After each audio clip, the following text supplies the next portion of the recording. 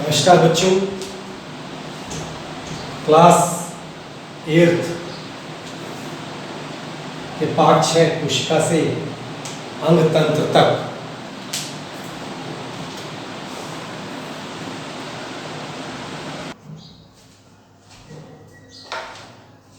पाठ 6 कोशिका से अंग तंत्र तक, इसमें मैं 2 भाग आपको पढ़ा चुका हूं। आगे के भाग पढ़ते हैं। अब हम पढ़ेंगे जंतुओं में समन्वयन। ये समन्वयन क्या होता है? देखो बच्चों, हमारे शरीर में बहुत सारे अंग हैं, सभी के अलग अलग कार्य हैं। जैसे फेफड़ों का कार्य है ऑक्सीजन पहुंचाना और कार्बन डाइऑक्साइड को बाहर निकालना, और उस ऑक्सीजन से भोजन का दहन होता है और हमें ऊर्जा मिलती है। ये कोशिका में माइटोकॉन्ड्रिया में होता है। बच्चों, अगर फेफड़े अपना काम करना बंद कर देंगे तो क्या होगा? तो शरीर के अंगों को ऑक्सीजन नहीं मिलेगी। ऑक्सीजन नहीं मिलेगी तो दहन नहीं होगा। दहन नहीं होगा तो ऊर्जा कहाँ से मिलेगी? फेफड़े भी काम नहीं कर पाएंगे। तो शरीर के सारे अंग एक दूसरे के साथ मिलकर कार्य करते हैं। इसी को हम समन्वयन कहते हैं। तो जंतुओं में समन्वयन तंत्रिका तंत्र और अंतःस्रावी ग्रंथियां, इन दोनों के द्वारा होता है। तंत्रिका तंत्र और अंतःस्रावी ग्रंथियां, जिनमें से कुछ पदार्थ निकलते हैं। जैसे हमारे नेत्र में ग्रंथियां, इनसे आंसू निकलते हैं। त्वचा में बहुत सारी ग्रंथियां, उनसे पसीना निकलता है। इस प्रकार शरीर के अंदर भी बहुत सारी ग्रंथियां हैं, जिनसे अनेक रासायनिक पदार्थ निकलते हैं, जो किसी न किसी अंग को सूचना देते हैं कि आपको क्या करना है और क्या नहीं करना है। तो इस प्रकार ये अंग एक दूसरे को संदेश देकर अपने आप को समन्वित करते हैं और एक साथ चलने का प्रयास करते हैं। जिसकी जो जरूरत है वो उसको देते हैं। अब इसमें हम देखेंगे तंत्रिका तंत्र। तंत्रिका तंत्र के मुख्य 3 भाग हैं: मस्तिष्क यानी दिमाग, रीढ़ रज्जु, तंत्रिकाएं। मस्तिष्क ये ऐच्छिक क्रियाओं का निर्णय करता है। ऐच्छिक क्रियाएं, जैसे हमें प्यास लगी है तो गिलास उठाना है, वो हमारी इच्छा हो गई। जैसे हमें टीवी देखने की इच्छा है तो उसका निर्णय वो लेगा। खेलने की इच्छा है, खाने की इच्छा है, जिस भी चीज़ की इच्छा है उसका जो निर्णय है वो मस्तिष्क होता है। ऐच्छिक क्रियाएं जो हमारी इच्छा से होती है। रीढ़ रज्जु ये मस्तिष्क ये होता है और इसके पीछे रीढ़ रज्जु होता है, पीछे की तरफ। यहाँ रीढ़ की हड्डी के पीछे नीचे की तरफ रीढ़ की हड्डी के अंदर सुरक्षित रहता है। एक दंड के आकार का होता है रीढ़ रज्जु, से हम कहते हैं। दोनों ओर अनेक तंत्रिकाएं इसमें निकली रहती हैं। इस तरीके से जैसे आप देखेंगे, यहाँ पर देख रहे हैं, तो इसमें ये तंत्रिकाएं इधर उधर निकली हुई हैं। ये हमारा रीढ़ रज्जु है और से तंत्रिकाएं निकली। ऊपर मस्तिष्क है, मस्तिष्क के नीचे आ जाइए पीछे की तरफ, ये रीढ़ रज्जु निकला हुआ है और इससे अनेक तंत्रिकाएं भी निकली हुई है। मैं किताब का फोटो आपको भेज दूंगा, वह आप देख भी सकते हैं। ठीक है।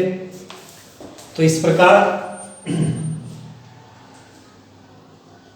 अनैच्छिक क्रियाओं का नियंत्रण, जो हमारी इच्छा के विरुद्ध है। बहुत सारी क्रियाएं हमारे शरीर में चल रही हैं जो हमारी इच्छा से नहीं चलती, बल्कि शरीर की जरूरत के लिए चलती है। शरीर को किस चीज़ की आवश्यकता है उसके लिए चलती है, तो वो हमारी अनैच्छिक क्रियाएं हैं। जैसे पाचन होना, हृदय का धड़कना, और भी न जाने कितनी सारी क्रियाएं हैं। जैसे आप खाना खाते हो, पानी पीते हो, तो वो फिल्टर होता है किडनी में, वृक्क में, अपने आप हो रहा है। हमें कुछ कहने का, करने की जरूरत नहीं। तो वो है अनैच्छिक क्रिया। इसके बाद आती है तंत्रिकाएं, क्योंकि तीसरा प्रकार है तंत्रिकाएं। तंत्रिकाओं का तो हमारे पूरे शरीर में एक जाल फैला हुआ है, हर जगह है तंत्रिकाएं, तंत्रिका कोशिकाएं हर जगह। ये दो प्रकार की होती हैं, कपाल तंत्रिकाएं और रीढ़ तंत्रिकाएं। कपाल तंत्रिकाएं ये ज्ञानेंद्रियों से उद्दीपन ग्रहण करके मस्तिष्क को पहुंचाती हैं। ज्ञानेंद्रियां कौन कौन सी है? आंख, नाक, कान, जीभ, त्वचा, ये 5 ज्ञानेंद्रियां हैं। इनके द्वारा जो कुछ भी हमें पता लगता है वो सब मस्तिष्क को जो पहुंचाने वाली तंत्रिकाएं हैं वो कपाल, कपाल मतलब सर, खोपड़ी को कपाल कहते हैं। इसमें संदेश लेकर जो तंत्रिकाएं पहुंचती हैं उन्हें हम कपाल तंत्रिकाएं कहते हैं।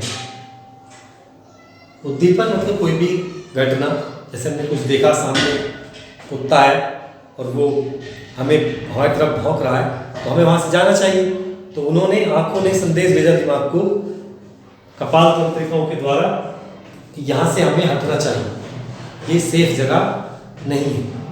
तो इसी तरीके से बच्चों ये तंत्रिकाएं हमारे साथ मिलकर कार्य करती हैं। इसके बाद आता है रीढ़ तंत्रिकाएं। ये शरीर की अनैच्छिक क्रियाओं का नियंत्रण करती हैं, आंतरिक अंगों और त्वचा पर पाई जाती हैं।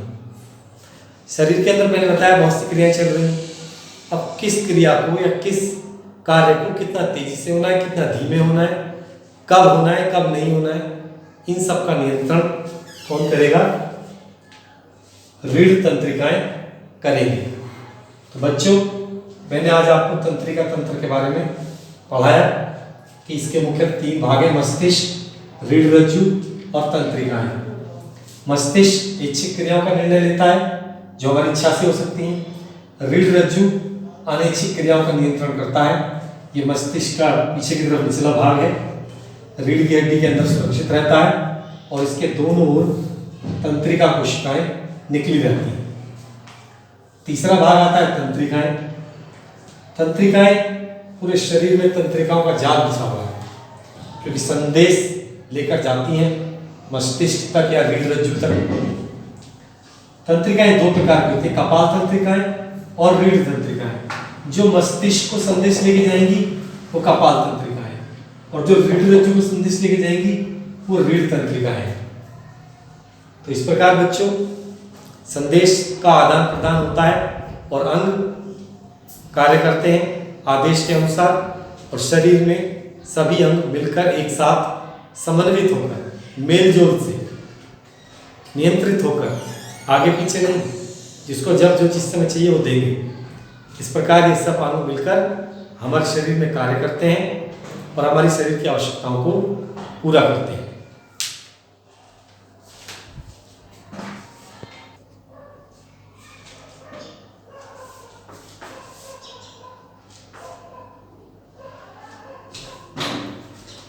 बच्चों, ये मैंने आपको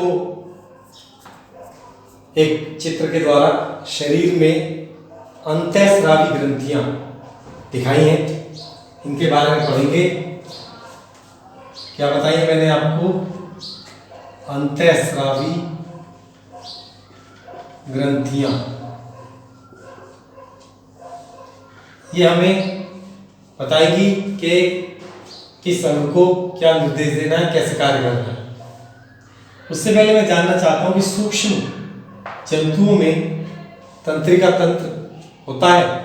नहीं। जो बहुत छोटे जंतु होते हैं उनमें तंत्रिका तंत्र नहीं होता, उनके अंग और किसी रसायनों के द्वारा नियंत्रित होते होंगे, लेकिन तंत्रिका तंत्र में विकसित नहीं होता। सबसे विकसित मनुष्य है, उसका दिमाग बहुत ज़्यादा विकसित है, सारे अंग उसके लगभग विकसित हैं, इसीलिए वो उसकी संख्या बढ़ती जा रही है। आप देख रहे हैं, जो भी विकसित हो जाएगा, जो भी ताकतवर होगा, वही इस संसार में बढ़ेगा। तो मनुष्य की जनसंख्या इतनी बढ़ने का कारण यही है क्योंकि वो बहुत ताकतवर है, उसके अंग लगभग विकसित हो चुके हैं और वो आगे बढ़ता जा रहा है। तो अंतःस्रावी ग्रंथियां हमारे शरीर में सबसे पहले दिमाग में है पीयूष ग्रंथि, जिसे हम मास्टर ग्रंथि भी कहते हैं। ये सारी ग्रंथियों को नियंत्रित करती है। उसके बाद गले में थायराइड ग्रंथि होती है। आपने थायराइड रोग का नाम सुना होगा, यही ग्रंथि थायराइड रोग के लिए जिम्मेदार होती है। इससे अगर थायरॉक्सिन का स्रावन नहीं होगा तो आपको थायराइड हो जाएगा। फिर यहाँ वृक्क के पास एड्रीनल ग्रंथि होती है, यह अग्नाशय होता है, और फिर उसके नीचे अंडाशय जो आदमी में होता है, और अंडाशय होता है स्त्री में, और वृषण होते हैं आदमी में वृषण, स्त्री में अंडाशय। तो ये कुछ अंतःस्रावी ग्रंथियों के बारे में मैंने बताया। तो हम इन ग्रंथियों और इनसे स्रावित होने वाले हार्मोन, इनसे कौन से हार्मोन स्रावित होते हैं और उनका शरीर के लिए क्या कार्य है। तो सबसे पहले पीयूष ग्रंथि। पीयूष ग्रंथि से जो हार्मोन निकलता है उसे वृद्धि हार्मोन कहते हैं, और ये शरीर की वृद्धि के लिए सहायक है। दूसरा है थायराइड, बताया मैंने, गले के पास होता है, इससे थायरॉक्सिन निकलता है, उपापचय क्रिया नियंत्रित करता है, और इसकी क्रिया अगर सही से ना चले तो हमें घेंघा रोग हो जाता है, गला थोड़ा मोटा हो जाता है इसमें, ठीक है। उपापचय क्रियाएं क्या होती हैं? जो भोजन का पाचन है और उनमें नियंत्रण है, इन क्रियाओं को हम उपापचय क्रियाएं कहते हैं। पैराथायराइड, इससे पैराथार्मोन निकलता है, ये रक्त में कैल्शियम और फास्फोरस का नियंत्रण करता है, खून में कैल्शियम और फास्फोरस को बनाए रखता है। एड्रिनल, इसे अधिवृक्क भी कहते हैं। एड्रिनलिन, इससे हार्मोन निकलता है, ये क्रोध, चिंता, उत्तेजना। जैसे मान लिया आप कहीं खड़े हैं तो अचानक आपके पास कोई ऐसा जानवर आ जाए जिससे आप डर के भागने लगो, तो जो भागने के लिए जो प्रेरित करेगा, जो उत्तेजित करेगा तेजी से भागने के लिए, ये वही है एड्रेनलिन। जब आपको गुस्सा आ रहा है समझ लो एड्रेनलिन अधिक मात्रा में स्रावित हो रहा है। इसका स्रावन नहीं ज़्यादा मात्रा में होना चाहिए, ये हमारे लिए नुकसानदायक है। अग्न्याशय, इससे इंसुलिन का स्रावन होता है, शरीर में शर्करा का नियंत्रण करता है। शर्करा मतलब ग्लूकोज।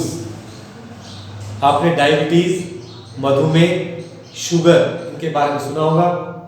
जिन लोगों को डायबिटीज, शुगर या मधुमेह हो जाता है उन लोगों में ग्लूकोज रक्त में बढ़ने लगता है, ग्लूकोज की मात्रा रक्त में बढ़ने लगती है, जिसे इंसुलिन नियंत्रित करता है। जब इंसुलिन का स्रावन रुक जाएगा, अग्नाशय अपना कार्य ठीक से नहीं करेगा, तो रक्त में ग्लूकोज की मात्रा बढ़ने लगेगी और उस व्यक्ति को डायबिटीज हो जाएगा। और फिर उसकी बहुत सारी क्रियाएं, क्योंकि जब ग्लूकोज का पाचन नहीं हो रहा है तो शरीर में कमजोरी आएगी। ग्लूकोज से हमें ऊर्जा मिलती है, मैंने आपको बताया। तो जब ऊर्जा नहीं मिलेगी तो अन्य बहुत सारे कार्य नहीं होंगे, यानी पूरा सिस्टम गड़बड़ा जाता है। इसलिए शुगर को एक बहुत खतरनाक बीमारी के रूप में देखा जाता है। ऐसा नहीं होना चाहिए। आप अपने शरीर के अंगों को अच्छे प्रकार से चलने के लिए व्यायाम, एक्सरसाइज, योगा, ये जो भी कर सकते हैं वे करें, ताकि आपके शरीर अच्छे प्रकार से, आपके अंदर की जो ग्रंथियां हैं वो भी अच्छे से काम करती रहे। इसके बाद वृषण, ये नर में मिलते हैं, मनुष्य यानी आदमी में, मैन में। यहाँ पर होते हैं दिखाए हुए मैंने, अग्नाशय ये रहा यहाँ पे, ठीक है। तो ये इनसे जो नर में यानी मैन में टेस्टोस्टेरोन नामक हार्मोन निकलता है। ये नर जननांगों का विकास करता है और शुक्राणुओं का निर्माण करता है।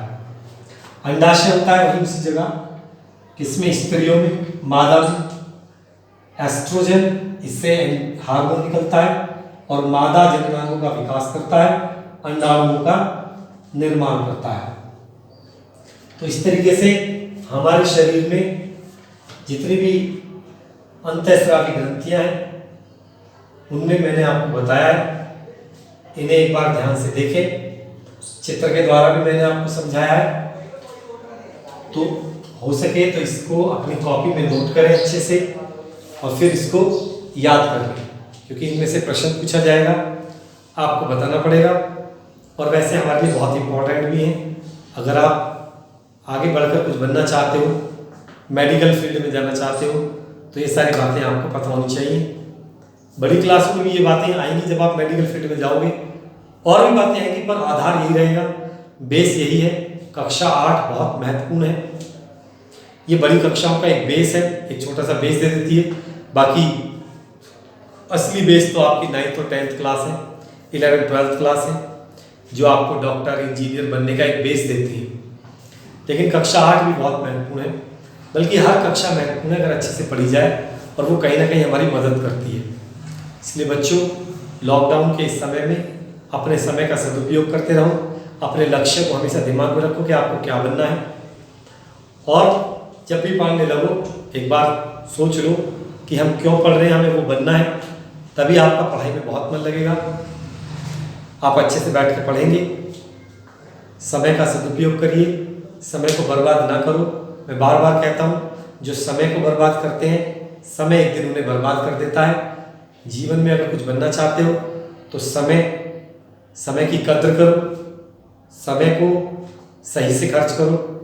जिस चीज़ का समय है वही कार्य करो। अगर पढ़ाई का समय है तो पढ़ाई करो। इन्हीं शब्दों के साथ आज मैं अपनी क्लास को समाप्त करता हूँ। धन्यवाद, नमस्कार।